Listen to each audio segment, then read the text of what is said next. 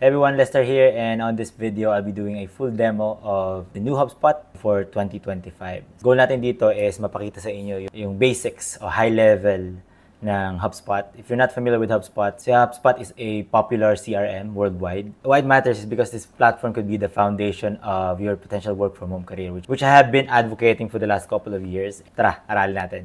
So let me show you my screen. So to get started, ano ba yung HubSpot? HubSpot is an all-in-one platform for managing customer relationship and business growth. CRM, which stands for Customer Relationship Management. Dito, manage natin lahat ng business activities mo that can help with your growth.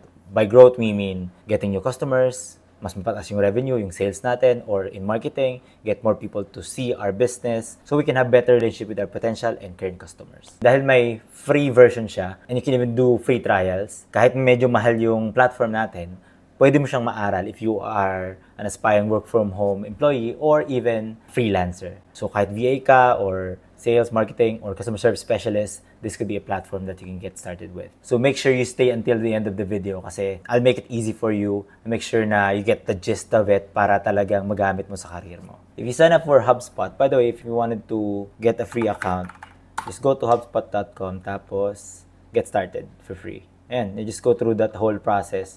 Tapos, you'll have an account. Once you're signed up, of course, with your email, ito yung ating first screen na makikita ninyo. Now, in this video, obviously, we cannot cover everything kasi malawak tong HubSpot eh. Pero at the very least, you'll get comfortable navigating and understanding ano ba yung mga modules para once you start learning, mas magiging madali siya.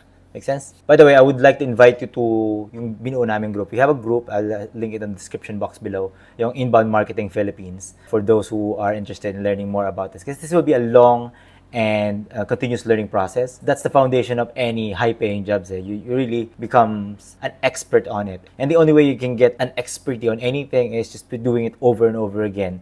The good thing is this will be worth it kasi this platform has blown up, especially nung pandemic. You know, a lot of small to medium-sized companies talagang they flock to use HubSpot. Ayan, may mga competitors na rin, pero HubSpot still the leading CRM, at least in this space. Salesforce has been the leader in sales CRM, but HubSpot is way more than that. So, moving forward, what you're seeing now is this is the contacts module. Most of the things in HubSpot are very straightforward. These are the list of people that you are dealing with, potentially. So, hindi lang current customers.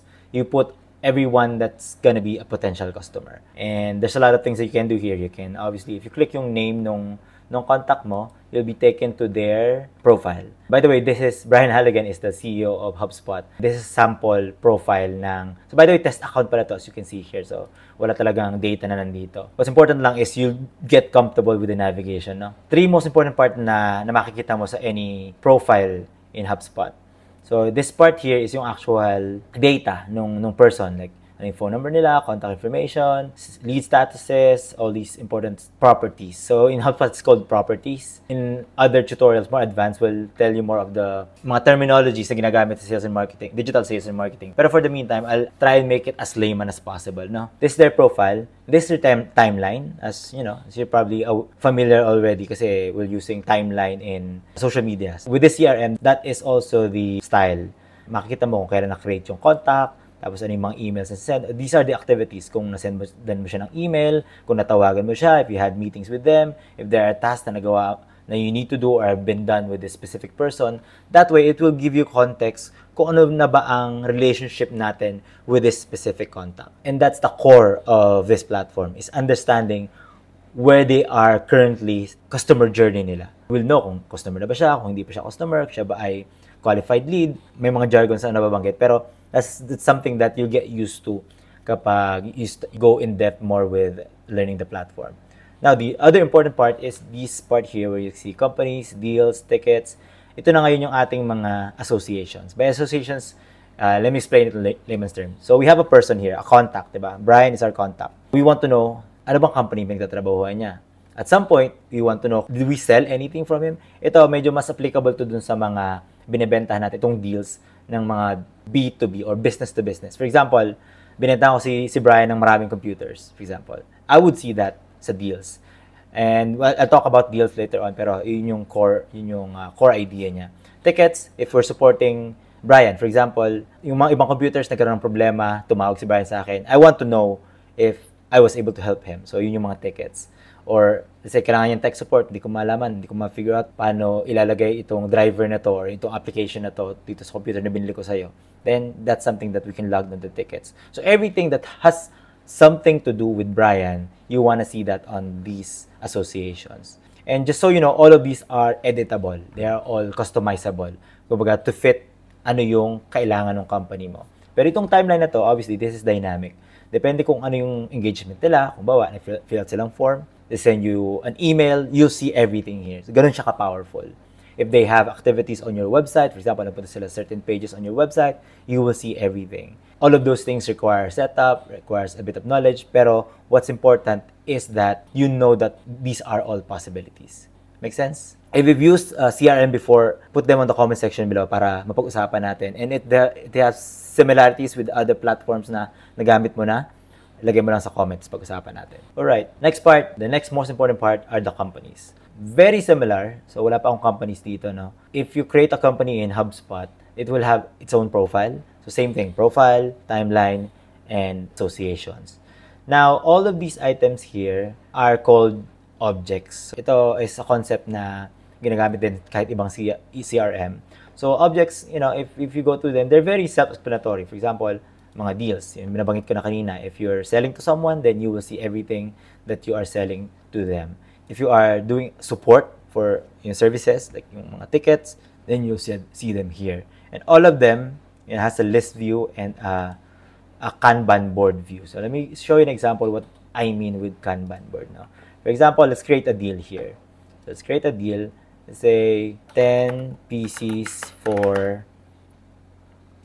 personal computer for Brian. Let's say ang worth niya is, I don't know, 1.5 million. And this one is a new business. Papalagay natin high priority siya. And just filling out all the information, no? So, Brian is our customer. You save that, you see that, alright, ito yung sinasabi ko sa inyo kanina na same na interface, right? This is yung profile, ito yung information about the deal, ito yung mga timelines, kung ano nangyari dito sa deal na to. So, sa ngayon, it was just created and everything that's associated with it. And you see that Brian is our customer, right? Alright, let's go back to the deal, deal Kanban board. Ito na yung sinasabi ko ngayon. So, as you can see here, this is actually a card. So, sa ngayon, nasa inquiry pa lang siya. May appointment ako kay Brian and ito yung potential na pag-usapan namin, yung 1.5 million PC deal na potential sale. If nalaman ko na qualified na siya, I can move it there. If natapos ko na yung presentation. So, just so you know, all these stages can be edited. So, that's another video for another lesson. Pero, what's important, at least for now, as a beginner, is you know that we have this interface ng mga Kanban boards na you can move one thing from one stage to another, and that is bringing them to a certain endpoint. In this case, since it's a deal or a potential sale, either mawuwon mo yung deal na yun or you lost that deal. Kapag hindi mo nabenta, you obviously lost it. Does that make sense? So if you have questions, let me know in the comment section below. Try nating answer. The other next most important thing is yung ating mga lists. So list, sales and marketing world, ito yung segmentation natin. Let's say, okay, dito natin hati-hatiin. Sino ba yung mga customers na natin? Sino yung mga potential customers? Sino yung, if you have 3 products, for example, sino yung bibili itong product na to? Sino yung, for example naman, you're targeting multiple locations. Say, sino mga taga-Philippines? Sino mga taga-Hong Kong? Sino taga-Singapore? Pwedeng you can divide it by age. So, yung demographics natin. And ultimately, this is something na you have to learn kasi yeah, you can't sell or market in HubSpot without understanding yung segmentation. Ayun yung pinakang high level nitong HubSpot. Obviously, there's still a lot of things to learn. Pero to recap, yung ating contacts, yung ating companies, yung ating deals, yung ating tickets are the 4 main objects na minamanage natin sa HubSpot. If you understand those 4 concepts and how they relate to CRM, that is the starting point and the foundation of learning everything else in HubSpot. Obviously, we still have to learn paano mag-build ng websites, paano mag-manage ng social media, paano actually magbenta in a CRM, paano mag-build ng reports. Those things, we can talk about that in this channel. So make sure to subscribe because we'll be doing all of those videos for you to make sure that you learn HubSpot the right way and that you can use it for your potential career working from home. Make sense? So make sure to subscribe in this channel and watch out for the upcoming tutorials and see you on the next one. Bye-bye.